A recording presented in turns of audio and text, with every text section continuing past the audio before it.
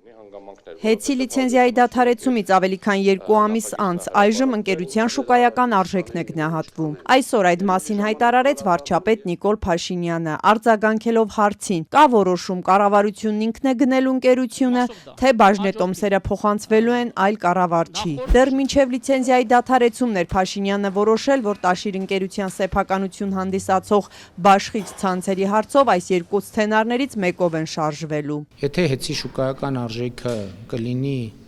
այսպես ասած, հասանելի պետական բյուջեի համար, մենք դա լիարժեք ամբողջությամբ կպետականացնենք, կազգայնացնենք եւ կհանձնենք հավատարմագրված կառավարման միջազգային բարձր պրոֆեսիոնալ ընկերության կամ ընկերությունների խմբի։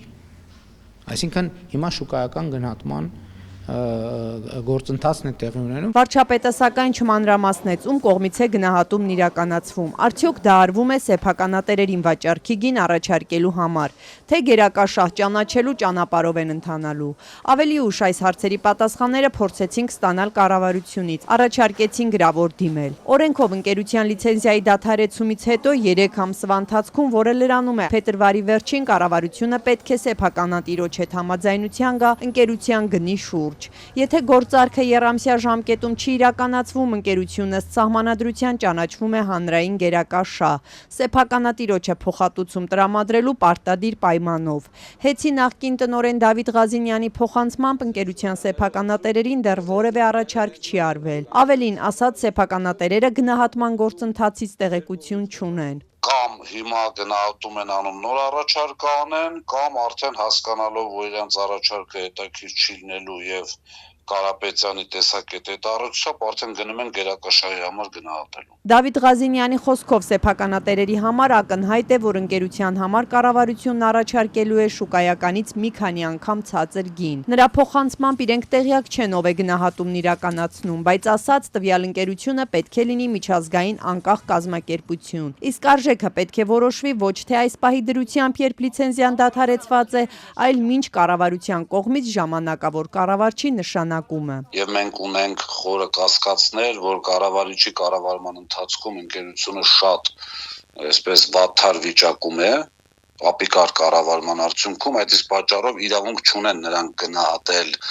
այս պահի դրությամբ։ Նրանք պետք է գնահատեն կառավարիչ դուշ, այսինքն ընկերությունը սեփականատիրոջ կողմից կառավարվելու ժամանակ։ Կառավարության ղեկավարը ռազմավարական նշանակություն ունեցող ընկերության վիճակի գնահատման գործընթացից ոչ մի մանրամասն այսօր չներկայացրեց, բայց հարկ համարեց ընդգծել, որ ընկերության արժեքը գուցե այնքան էլ բարձր չգնահատվի։ Հիմա նաև որոշ կարծիքներ են հնչում, բայց շատ նախնական, որովհետև կարող է պարզվի, որ հեցի ֆինանսական վիճակը այնքան վատ է, որ իր շուկայական արժեքը շատ ցածր է եւ կարելի է ուղղակի կառավարության որոշմամբ ինչ որ մի գումար հատկացնել եւ դա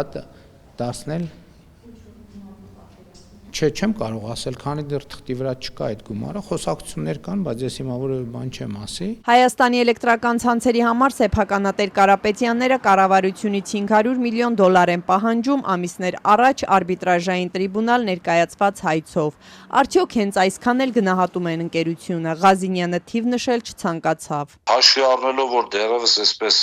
ճակերտների մեջ բանակցությունները փուլ է, թույլ տվեք թիվ չնշել, ինձ համար թիվը կա, մեր համար պարզ է, բայց թույլ տվեք թիվ չնշել։ Գերակաշահ ճանաչելու դեպքում պետությունն ըստ օրենքի պետք է վճարի ընկերության գնահատված արժեքից 15% ավելի։ Եթե սեփականատերերը չհամաձայնեն, միևնույն է կառավարությունն այն կարող է վերցնել, սեփականատերերն էլ վիճարկել դատարանում։ Դավիթ Ղազինյանը կասկած ունի, որ անգամ այդ դեպքում կառավարությունը չի կատարի դատական որոշումները։ Հիշեցնում է, հեցի հարցն այժմ քննվում է 3 ատյաններում՝ միջազգային, սահմանադրական եւ վարչական իրավական ընթացակարգերին հետևելու դեպքում կառավարությունը որոշում կայացնելուց առաջ պետք է սպասեր այս ատյանների վճիռներին։ 3 ընդհանուր հայց կան նույն գործով,